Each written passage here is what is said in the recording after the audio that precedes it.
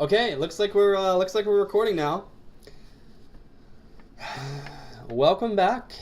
This is going to be my $80 to $8,000 challenge, and the last video I made was the 25 NL session review part 13, where I'm actually in the beginning talking about how it's going to be my 50 NL review. But the video was already at 50 minutes when I went through about, I think, 13 or 14 hands. And I have 4 ticks. You see the little slash marks? Was that 4? 5? 5? Okay, 5 ticks. Bet sizing, decision making, and like every action I analyze, like flop, turn, and river, bet sizing, and whether or not I should have done it, 3-betting, should I not have 3-bet, should I have squeezed, should I not have squeezed within each hand. And I gave myself 5 ticks, which is like out of 13 hands, so that's not a very good success rate for playing a perfect hand. But we're doing the 50 NL review now. This is my first 50 NL session review video ever. A couple of my other videos had like 2 or 3 hands maybe, where I was playing a 50 NL table. Like maybe I thought it was like a really super big fish or something like that, and I wanted to play. So it looks like we have 18 hands here marked for review, and we're going to replay all and get right into the action. Well, actually, I should show you that the report section, my database was wiped clean. I do purge my database sometimes just because it's good for me whenever I'm on an epic downswing. I just recovered from the downswing. It was a 20 buy-in downswing, and I dug myself back into the green. And right now, when you're following my 50 NL videos, hopefully you're going to be seeing this in the green for quite a long time. I'm planning on playing maybe like 80,000 to 100,000 hands at 50 NL, depending on how things go. And then we'll go from there. So, active session. And So all you need to know is that I am a winner at 10 NL and 25 NL. That's all that matters, I guess. And so now I'm going to have to prove myself at 50 NL once again. And I've played 50 NL and 100 NL on different sites before. And this was like 2 years ago. So I don't know, maybe the games have gotten tougher. I don't know. We'll see. Hey, what happened? Okay, so we have King Ace offsuit. I open, and I'm being 3-bet by Tibia. Now, I don't remember if this was early on in this session or not, but Tibia is the typical 50 NL lag player. They're running 32-26, 11% 3-bet, 10% squeeze, which means that they're a little bit looser pre-flop. But now if you look at their bet flop and bet turn percentage and their fold to 3-bet percentages, you can sort of deduce that they're not a super fishy lag, that they're probably not a bad player, and you have to be careful because lags that are on your left side can be very dangerous sometimes. So I don't really want to get into anything crazy with them just yet. They see bet, I call. They see bet third pot, so it already tells me that they got a little bit of game. Like they kind of have like a game plan. They have their own sort of their own strategy, but we'll see what happens. Hopefully we'll see some more hands with them. Later in the session, I was 3-betting this player every single time they raised me, like with 50% of my range. Like any suited cards, any Broadway cards, I would be 3-betting them, just because I wanted to continue putting pressure on them. I was probably 3-betting them like 20% of the time, I'd say. It was a lot of fun because they'd be folding, and they don't have a 4-bet percentage basically. Like 5% 4-bet is pretty low. So I never was worried about being 4-bet bluffed. they weren't really adapting. They were just folding a lot, and if they called, they'd be folding the flop. So it was basically printing money to me. And yeah, I just wanted to keep pressure on them and fight fire with fire, kind of. So whenever they bet 1/3 pot on the flop, I'm not going to believe that they're very strong. Whenever the flush draw comes out for me, I have overs and the king high flush draw, which means that I have a lot of equity, and I decide to donk the turn for, you know, like a half pot bet, and they call. And now when the 6 comes out, I don't believe that they're going to be calling me down too light at this point. I decide to check. I don't want to get into like shoving rivers and things like that just yet with them. I want to see how they play. I want to get better reads on them first, and then I'll begin jamming my king ace on the river. And they check, and they have pocket 7s. So as you can see, they're already calling me down pretty light.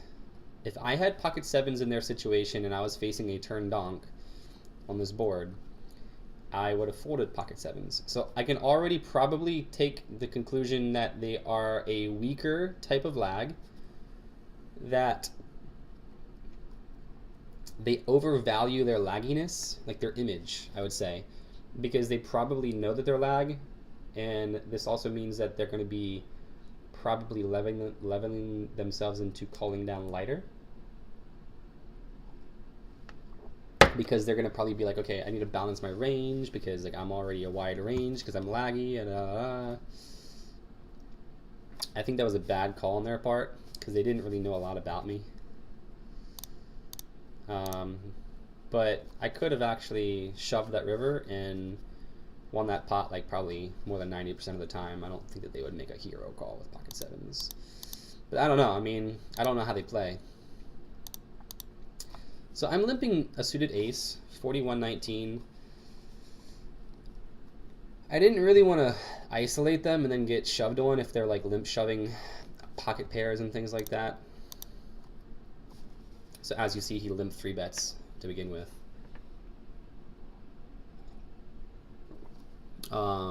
So Harris Buck is a fish and decides to min 4-bet. This player calls, doesn't shove, so I call. And nut flush draw with an overcard and also backdoor wheel, which is pretty nice. Pretty nice equity.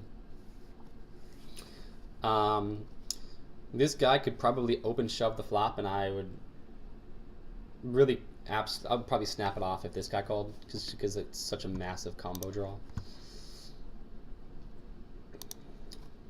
There's no reason for me to jam here because I want this player to call for better odds.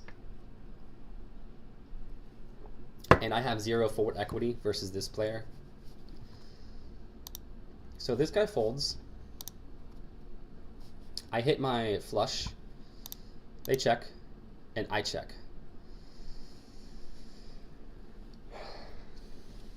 I don't think that they like their hand very much at this point, because if they had a queen, they'd probably just jam. If they have something like pocket 9s or pocket 10s with a spade, it gives them a chance to hit their spade or to hit a set. So when another spade comes out and then they barrel this river, I mean, obviously I can just jam and they fold. So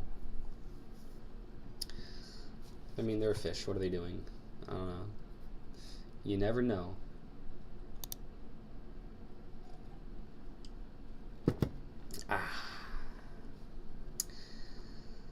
Ace Jack offsuit. Tibia, I'm 3-betting with Ace Jack. 37 and 25 is like a 62% steal. That's pretty high. So they're gonna be super light. Okay, so I flop a Broadway draw with overs, and I'm obviously going to be double barreling this board. I pick up a double gutter now, which is really, really nice. I believe that this player is going to still be pretty wide. They're going to have a lot of 10x.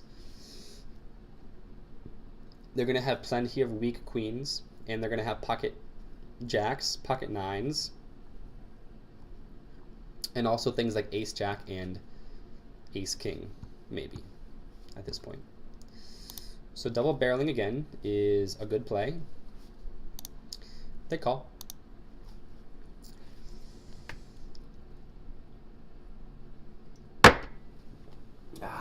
And the river bricks.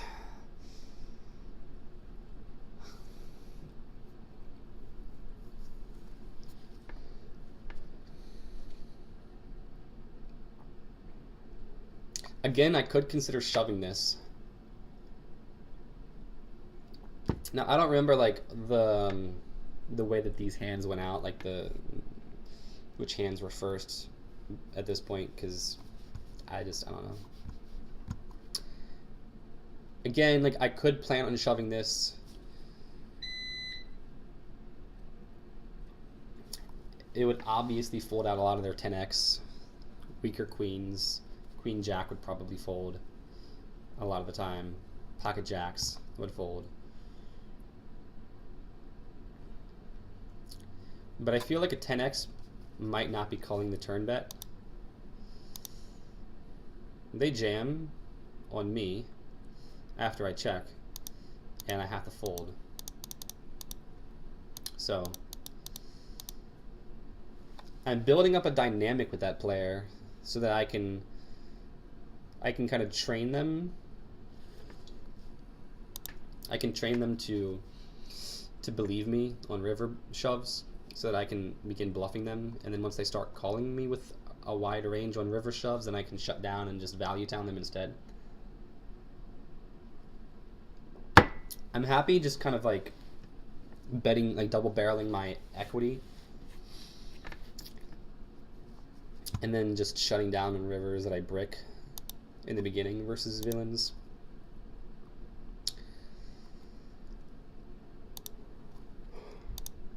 Okay. Flopping chips versus a whale.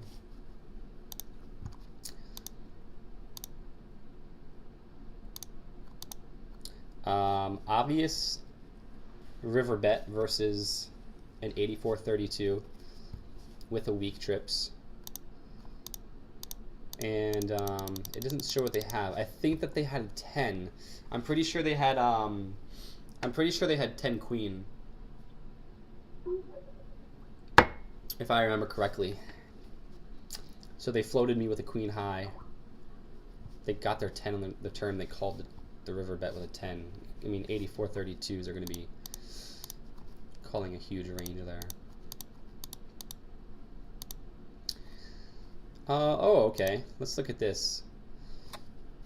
So, okay, this player is isolating a fish limper, and I have ace queen. And this player is a super, super nit.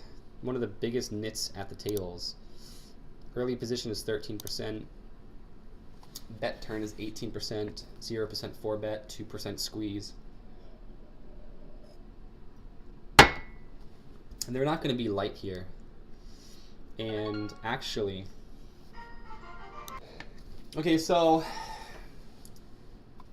I don't want to sound too nitty here, but I could have probably folded ace queen, but actually I'm in position and there's a fish in the pot, so I'm like, well, maybe not.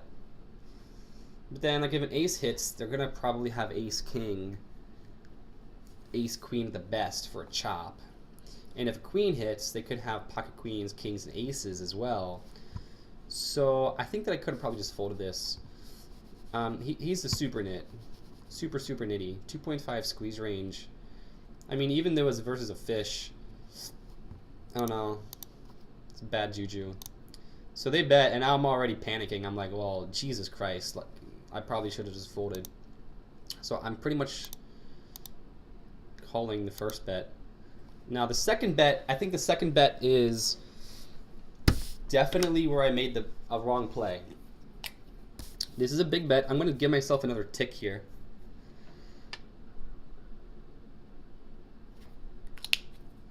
And I'm pretty sure that I know better than this. I should have shut down on this turn bet. I should have folded this turn bet. This guy is a super nit. He probably has pocket nines. I make the call. Cringing, basically. Like, I'm just hoping that he checks the river. And look at this. Oof.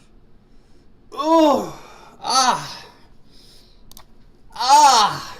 He jams. He jams on me. Oh my god. Oh my god. Okay, I played over. This 500 hand sample size is not accurate. I played over.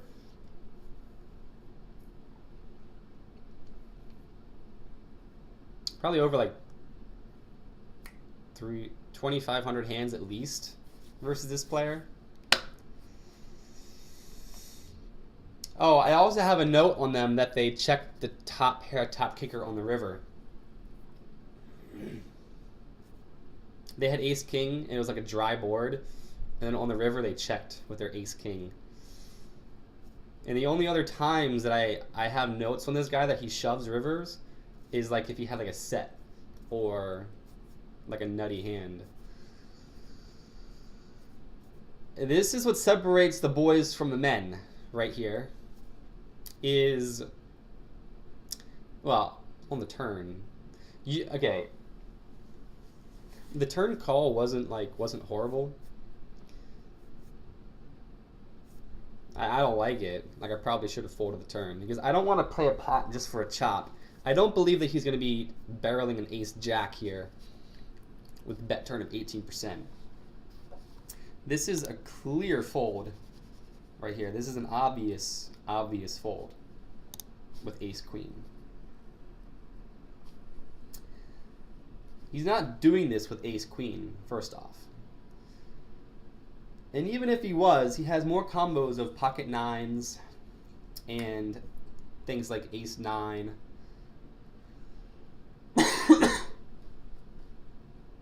Ace king. Next hand.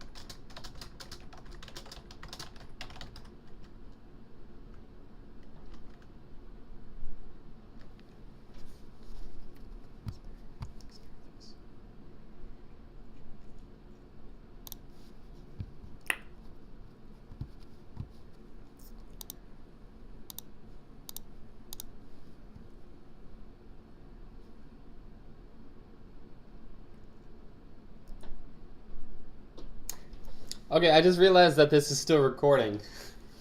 Okay, I thought I paused it. I was gonna get some more tea. That's awkward. At least I wasn't doing anything too weird. So, okay, resuming this video now. How to make some more tea, hot tea.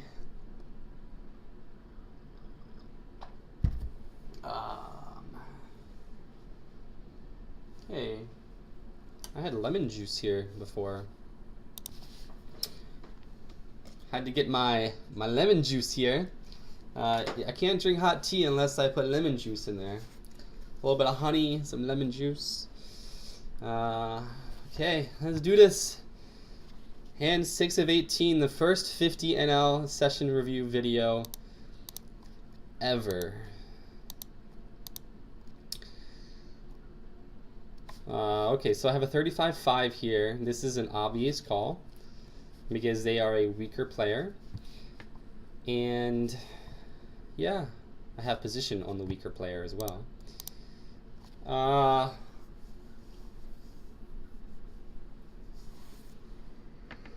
Gut shot. That's not a good flop. Actually, some of the time, I would just decide to donk this, just to bet like 350. This player is probably going to fold a really, really wide range, like all their pocket pairs, like 2s through 10s, and all of their suited aces. So I actually, I would like to have seen myself stab at this pot and try to take it down, only because a king and a jack is only going to make up, actually jack specifically is not going to hit their range too often. The king is in their range, of course, but their early position is 20%. Okay, I guess the jack, like jack S, jack queen, jack ace, maybe jack 10 suited sometimes, but there's going to be a lot of hands that are going to fold. Even something like ace 10 of hearts, ace queen of hearts is not going to want to call a big bet too often here. A gut shot, they might call, but sometimes they might fold as well, depending on how nitty they are. They look a little bit nitty, I guess. 3.8 3 bet, 31% bet flop. So they check. I pick up a double gutter now, and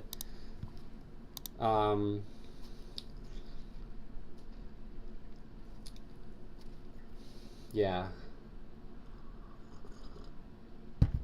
Once this player shows interest in the pot by betting half pot on the turn, I don't believe that my raise is going to produce a lot of folds.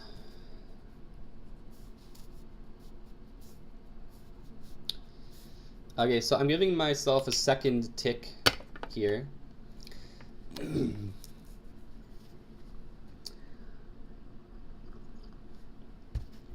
I don't believe my raise accomplishes too much. I think that any jack X, even an 8X, is probably going to call a raise, because they might have like an 8X with clubs and a lot of combo draws that are not going to want to fold to a raise. And I'm just putting myself into a really awkward position. And okay, so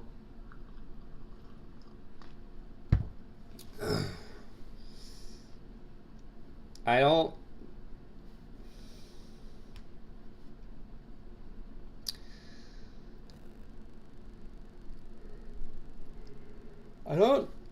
know if I like this bet or don't like it. I think it's kind of whatever. I think some portion of the time they're going to be I guess some portion of the time they're going to be folding a jack X. They're definitely going to be folding an 8X most likely. But they call, and they have king 6. Okay, so I mean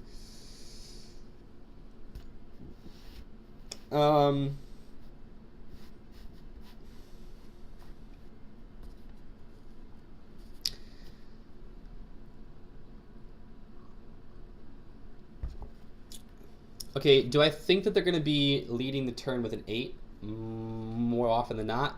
I'm going to say no. I'm going to say no to that. They might be leading the turn with a jack. They might be leading the turn with a draw. The diamond completes a lot of their flush draws that would have led the turn. So all I can really hope to fold out here, let's say 25% of the time a jack is going to fold, and 0% of the time a king is going to fold, and 0% of the time a flush is going to fold, and 0% of the time two pair like jack 8 or 6-8 is going to fold.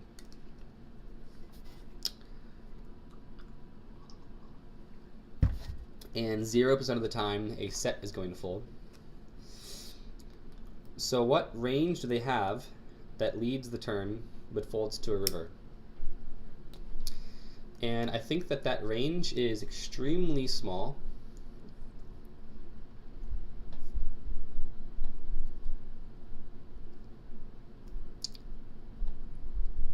I think it's extremely small. I think that I butchered this hand, and I don't like how I played it. So I'm going to give myself 2 ticks for this hand. That's actually, that's a first. I haven't given myself 2 ticks yet for one hand. But I think that one deserves it. I just don't like, I don't like how I played it. Okay, I'm isolating a 45-12 with 10-8 suited, which is fine. Solid pro play right there. They check, and I see bet. They call. I pick up the king on the turn. Now this is a spot where a double barrel is actually pretty good. I have the gut shot actually, plus a flush draw. Plus 2 overs to anything like a 5 ace or 7 ace or 7 6.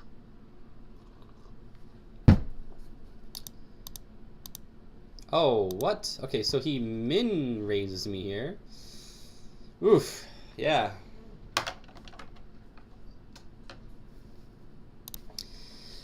Okay, so I have no fold equity to jam over the top. Now what we have to do is to see if I have equity to complete my hand, and I'm almost guaranteed to get the rest of my stack in. So I have to call 8-16, and the pot's already at 35, so that's 8-16 divided by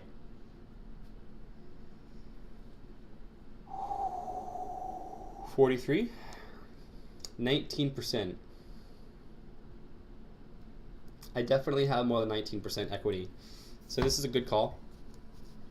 Well, okay, let's 13 clubs and then 3 more 6s. So that's 16. That's like 32%, 34%. So this is an obvious call.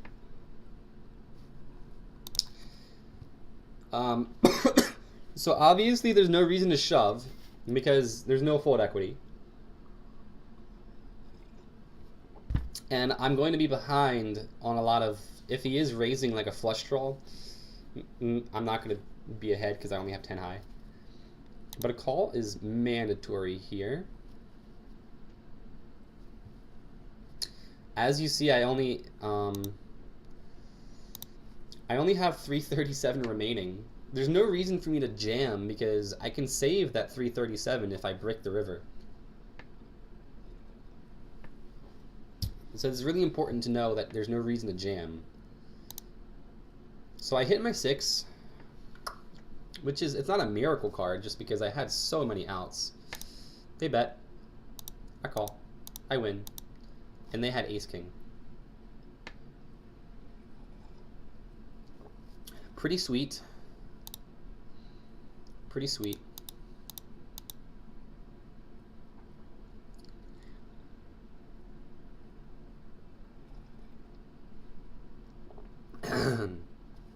$32.26 is, oh, it's tibia again.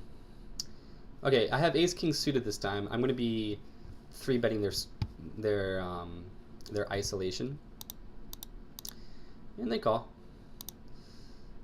Okay. I bet. I don't believe that I need to bet too big because the pot's already pretty big. If he feels like jamming pocket 9s or pocket 7s, I can probably fold.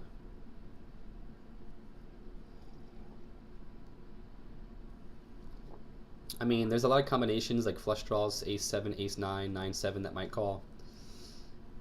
Maybe not 9 7. They might isolate with 9 7. I don't know. I mean, I would, but.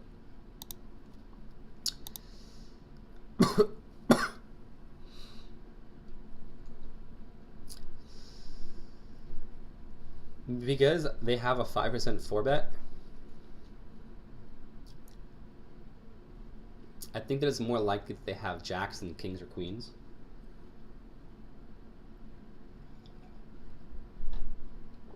I don't believe that pocket 10s are going to want to call again. Pocket 8s are probably not going to call again. So I think check calling, letting them bet with like an ace 10, ace queen maybe, a flush draw. Oh, we're also super, super deep too. So there's really, I don't want to build a pot up too big. Just with a top pair. They bet pretty big on the turn. And I'm going to call just because I know that they're bluffy.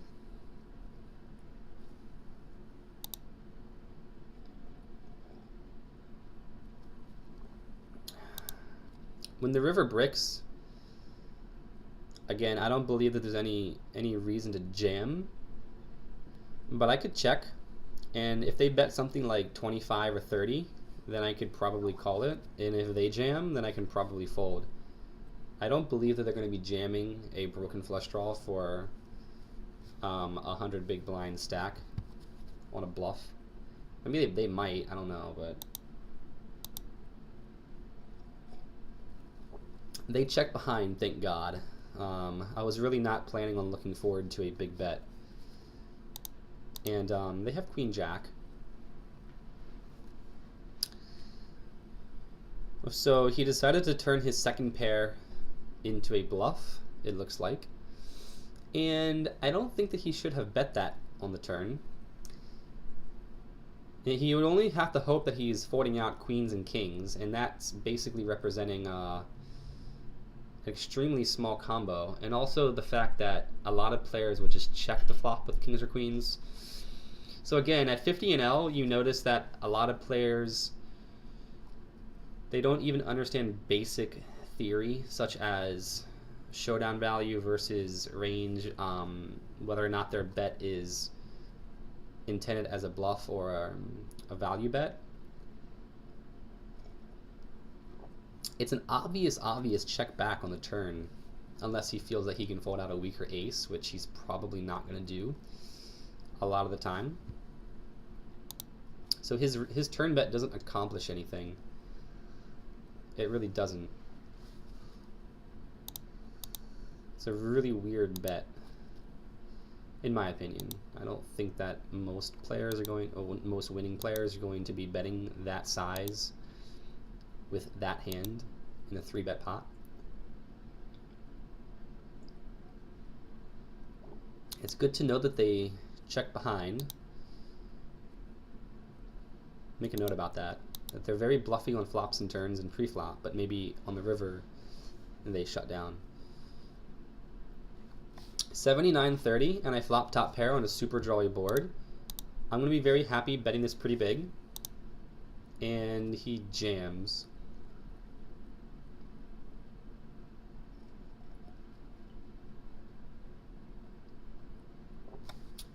A 79-30,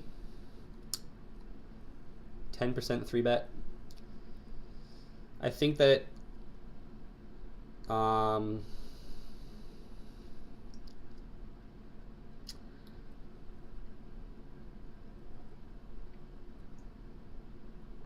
I think I should call this.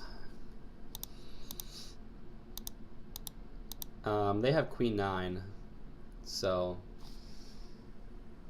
I'd put a note about how they just open shove with bottom 2 pair on wet boards. I would fully expect to see big draws a lot of the time.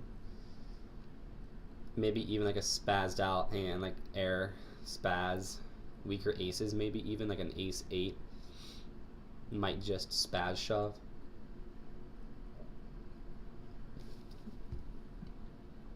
Not a large portion of the time, but draws can do that. A 79-30 can do some pretty wild shit. I've seen some really crazy shit from these players.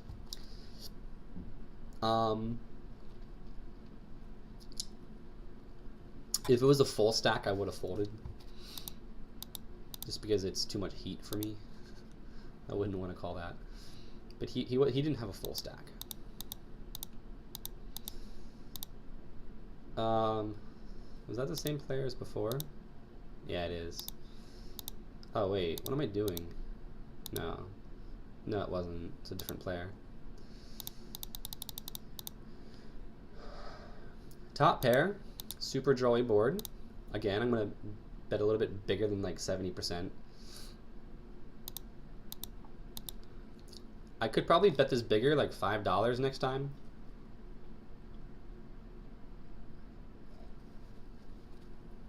I would like to have seen that bet bigger. And so, okay, as you see, the reason that I shoved the previous hand is because the guy was an epic fish. Now here,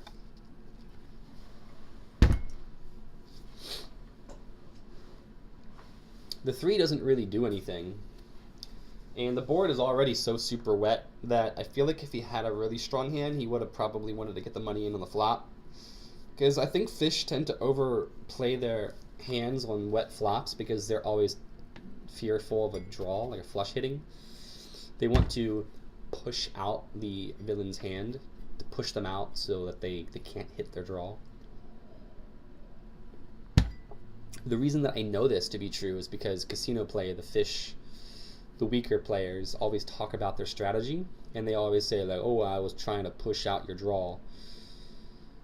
Oh, you hit your draw. I didn't bet enough to get you out of the pot. You know, things like that.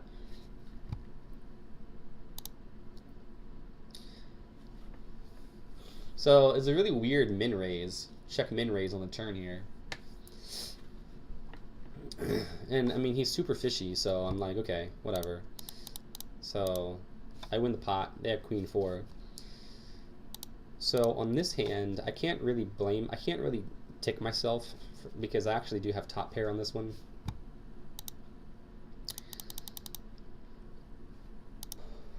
Okay, so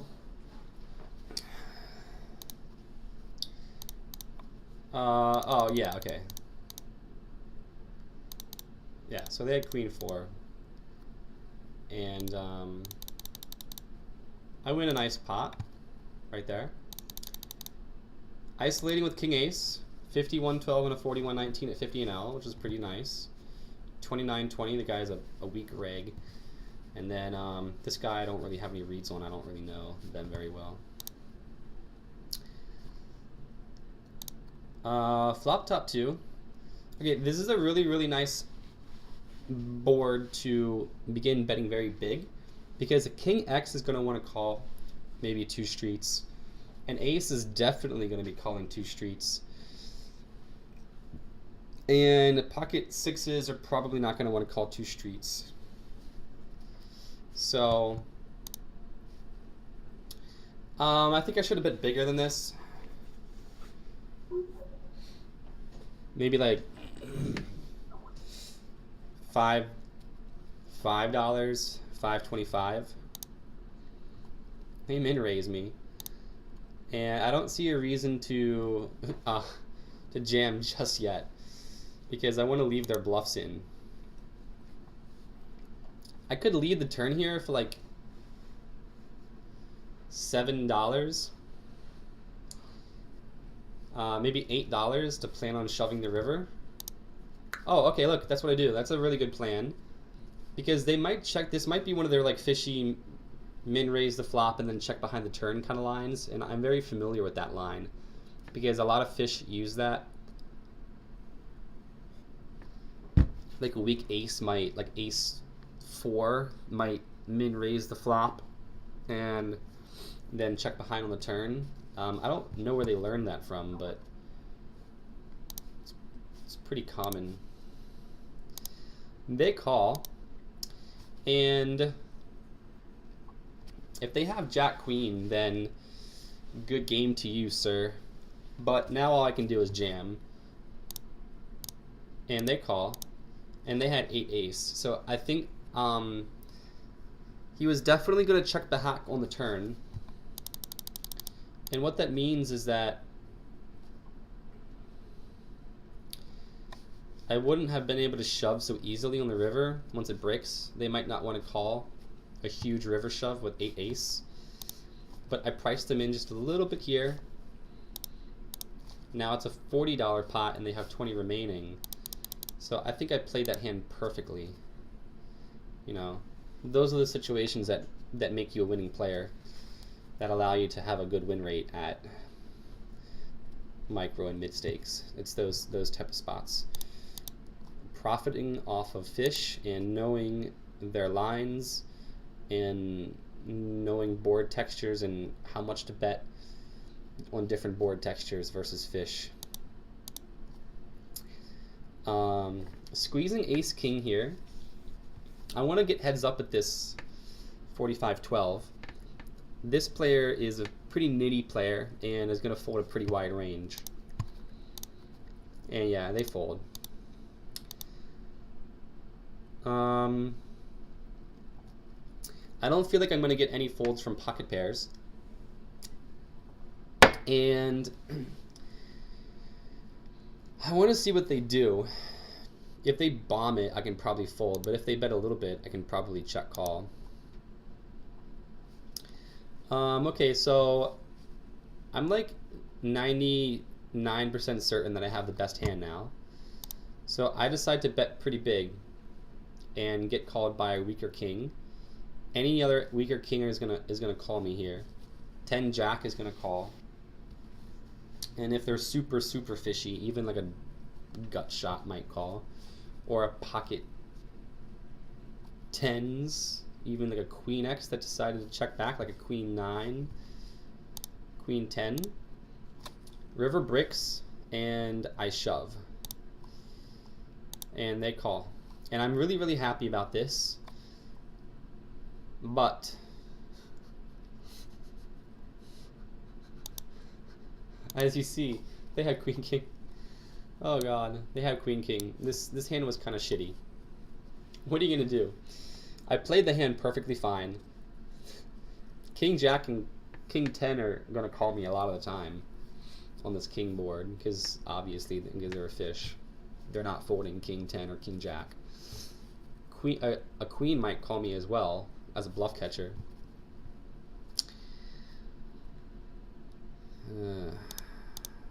Queen king. That's really interesting though. They checked back to the flop. Their queen king. I wasn't expecting queen king at all. I would have been just as surprised at seeing aces as I am with the queen king there.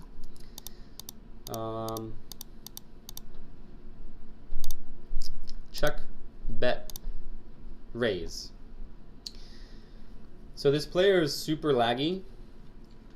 They're very aggressive pre-river. So pre-flop, flop, and turn, they're very aggressive. So this is a standard call. They bomb the turn. The 5 doesn't really complete shit for them. Unless they specifically had 6, 7.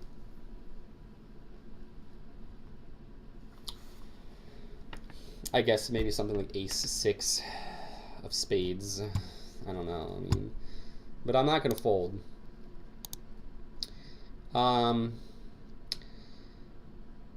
Okay, so I didn't know that they're not bluffing on the river.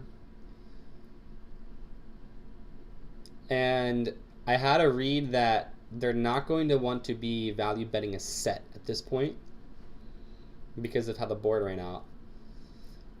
I'm going to give them more suited clubs than I am backdoor flushes as well at this point.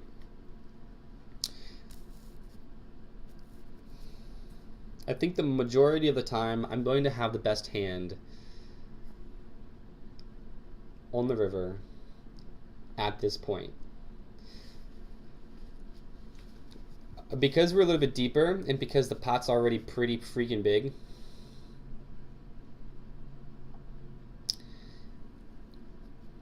I believed that lag at 50 NL could make a bluff bet on this run out, because they're not going to believe that I have a 6 in my range, if that makes sense.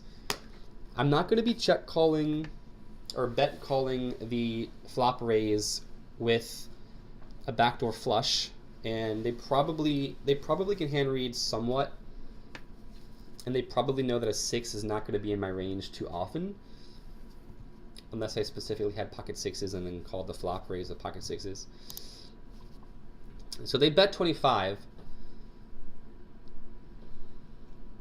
I'm going to have to go over this review with somebody else that I talk to sometimes about hand reviews, which is the Counterfeit guy in the 2+2 forums. He has his own thread. But I make the call, and I'm expecting some portion of the time for me to be good.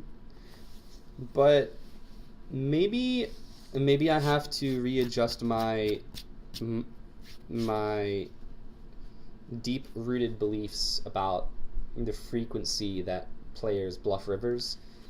I am not going to give myself a tick for this one, because as you see, they had like one of the only combinations that actually like makes sense. So he had the clubs, which I gave him credit for. This was a very calculated call.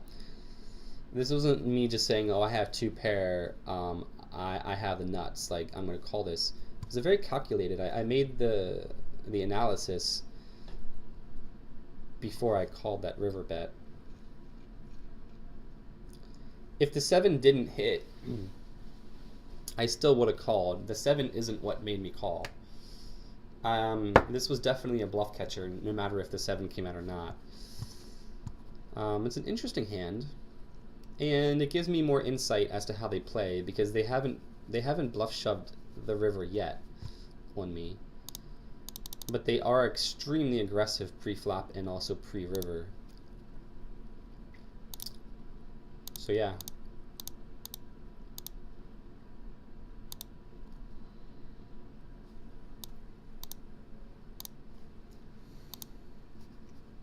Okay, so I'm in a Skype group with 2 other players. One of them is break even at 10 NL, and the other one is playing at 100 NL. And he said he would be folding the turn. I completely disagree with that. It's really the river bet that I think, in a general population theory type of way, discussion is whether or not laggy villains are going to be bluffing rivers at a high enough frequency at 50 NL to make a call like this. The turn bet is pretty standard, because obviously anything that's check raising the flop isn't going to have me beat on the turn unless it's specifically pocket 4s or pocket 3s.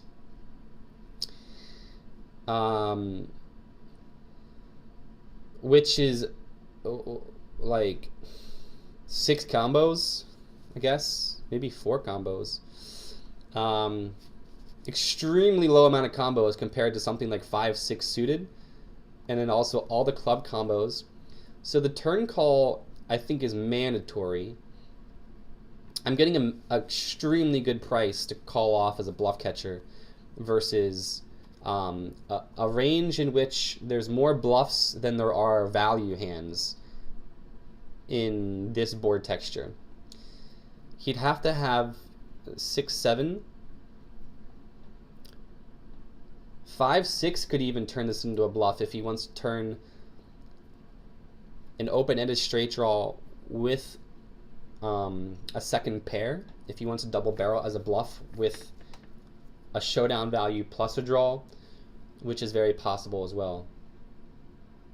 Actually, he does that in a different hand, because lags will take a wide range of equity and double barrel with that a lot of the time. I'm going to have to disagree with this counterfeit's decision to fold the turn. If it was versus like a normal tag, then I would consider just folding the flop to the check raise. But this player has pretty out of line stats. Now the river bet, I have my argument here that they know I rarely have a 6 in my range. They know if I had a set, I'd 3-bet the flop or raise the turn. If they had a set, they probably are not betting the river too often. It's an amazing run out to bluff if they are the lag river bluffy type of player. Call for information for future hand plus EV. If they do bluff rivers, then I can call them down lighter in the future. My range looks incredibly weak at this point. My backdoor flush combos complete probably 2% of the time. I mean, it's extremely low that I have a backdoor flush, and they probably know that as well. They also have more broken clubs than they do backdoor flushes themselves. But I don't know. I mean, I'm not going to give myself a tick for that. Folding the turn is way, way too nitty versus that type of a player. But again, I mean, I'm coming from a spot where I was playing 100 NL and 200 NL, and these players, these lag players, would be doing some pretty crazy stuff. So maybe I'm overestimating a 50 NL lag's ability to bomb rivers like that with broken clubs.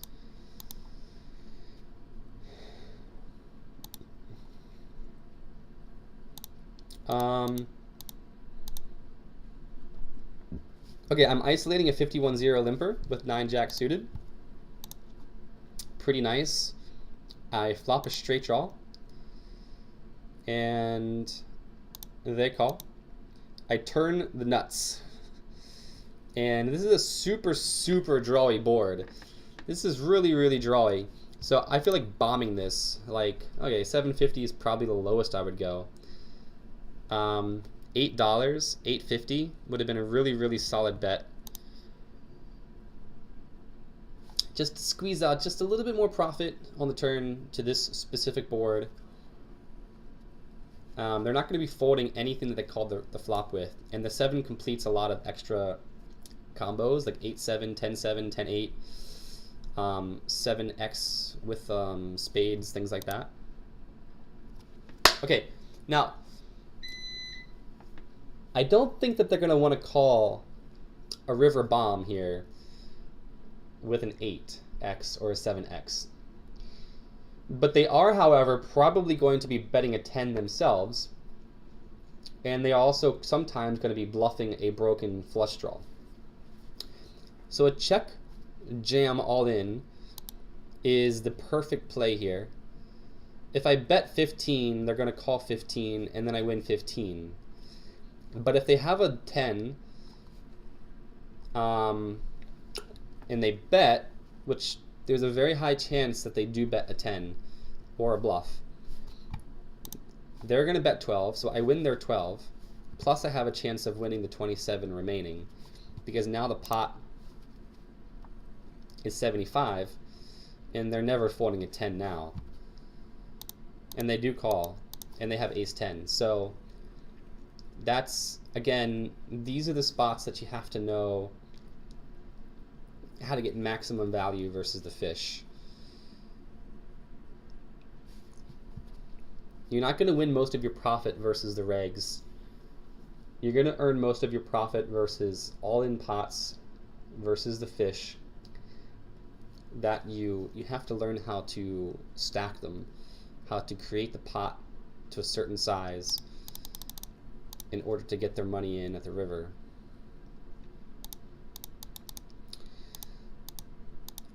Opening ace-6.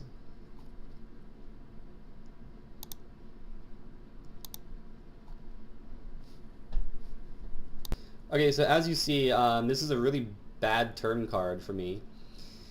It is possible that he has like Jack 10, 9, 8 of clubs sometimes. But again, it's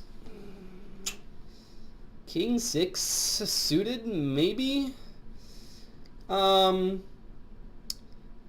King takes away some of his combos, like King Jack, King 10 of clubs. So Jack 10, 10 9, 9 8, 8 7. What is that, like 4 combos that he has? Because the 6 is preventing a 6 7 or 6 5. He's probably not going to have like a 2 3 or 3 4 of clubs. So he bombs. Well, he doesn't really bomb the turn. He bets the turn pretty big. And it's a pretty awkward spot because now I'm thinking, like, do I want to let him bluff again?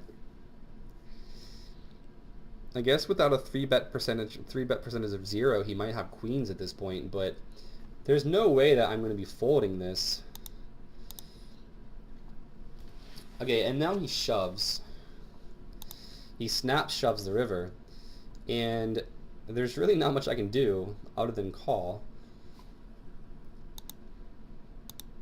And I win the pot, and they have king queen.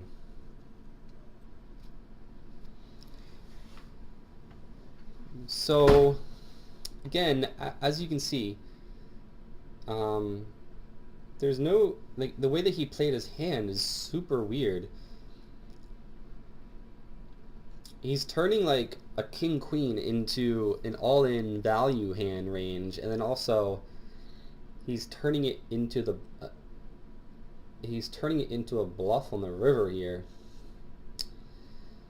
I guess. Or maybe he's super fishy reg. He thinks he's doing it for value on the river. Like maybe he thinks that I'm going to call with a 6 or something like that. But super fishy the way he played that. I don't know what he's doing. I guess he's trying to force out a lower flush, but little does he know I actually have the ace.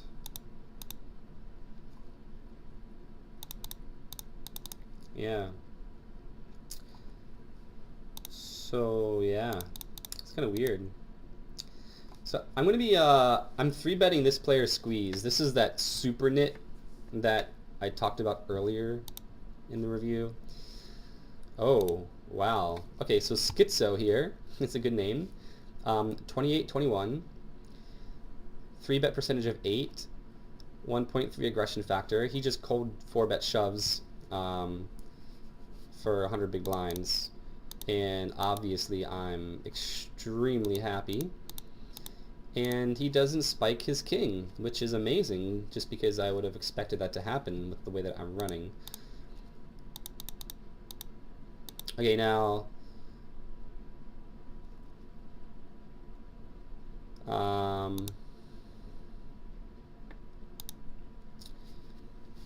this player, okay, this is a little bit misleading because whenever I made this decision, this player actually had a 35% 3-bet percentage, and he was like 92-40 over like 60 or 70 hands.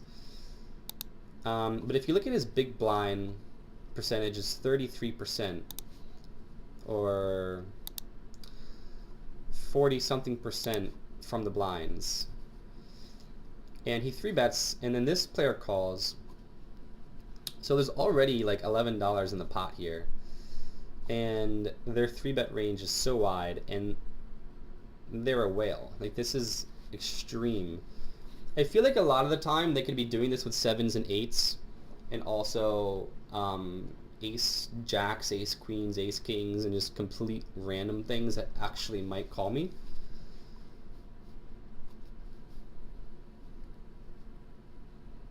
Okay, so this player has a pretty detailed response about that 7-9 suited bluff catcher hand earlier. So just take some time and read this. It's a good counter argument for my bluff catch.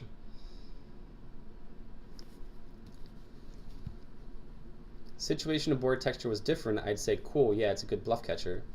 He flatted out of the BB. So he flats out of the BB. which makes his range a lot more marginal. Which is true. So he could have like low suited connectors, ace-6 suited, things like that. Maybe he could even have like check raised the flop with pocket 6s or pocket 5s. He also could have gone for thin value on the river with a set as well if he's like a weaker reg, and if he believes that I'm going to call with like jacks, bluff catch with jacks there, perhaps he might actually, he might not think I have a lot of 6s in my range, so he might actually bet again. Very deep. He's not going to put 175 big blinds in the middle with top 2. Multiple straights, a flush draw, possible sets.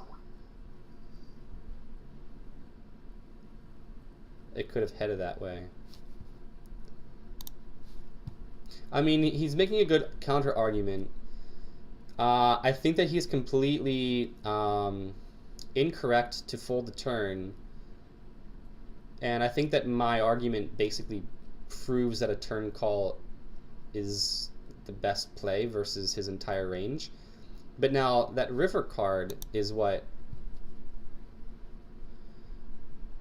the river card specifically changes that line where his value range, I believe, is now currently ahead of his bluff range compared to the equity that I had to call.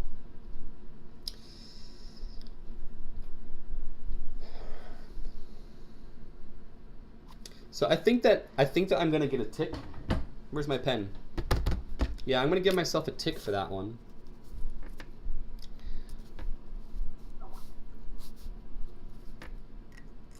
Yeah. Hey man, you got a long. Okay, so I just had like a 30-minute conversation about 2 hands with this counterfeit guy.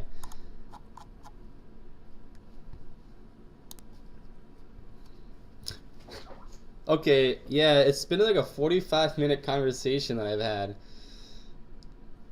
with counterfeit where we're just not seeing eye to eye on some things, theory-related issues. Well, he agrees that this wasn't really a bad play. I mean, the guy is 84-32, and I guess he could be calling this with an extremely wide range. Yeah, he had pocket 10s that time. Huge whale. Okay, we have ace king off, and I'm squeezing, hopefully to try to get this player heads up. He looks a little bit weaker. He doesn't seem like a typical lag stat because his squeeze should be bigger. So I'm just going to assume that he's just like a weaker regular with like kind of fishier stats. 30, 24, you know, 4 bet a 6. Probably like a more weak passive type of player. I'm going to be c-betting this 100% of the time, and I don't need to bet too big because like the range that I need to fold out is not going to want to call on this board, like pocket 8s, pocket 9s, things like that. He calls, and I turn Broadway. Okay, so at this point, whenever he calls the flop, I'm going to give him credit for having a stronger range on this board. The jack is going to be completing a lot of combos and also opening up a lot of combo draws, like 2 pair, queen jack, 10 jack, pocket jacks, pocket queens, 8, 9. I mean, there's just so many combos. All the spades, all the 2 pairs. So I don't need to bet the turn too big in order to get the rest of my stack in on the river. So 15 would be 60, and I'd have like 35 remaining.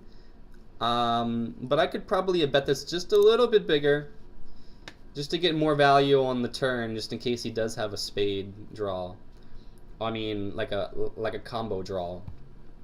I think 20 might have been a better bet.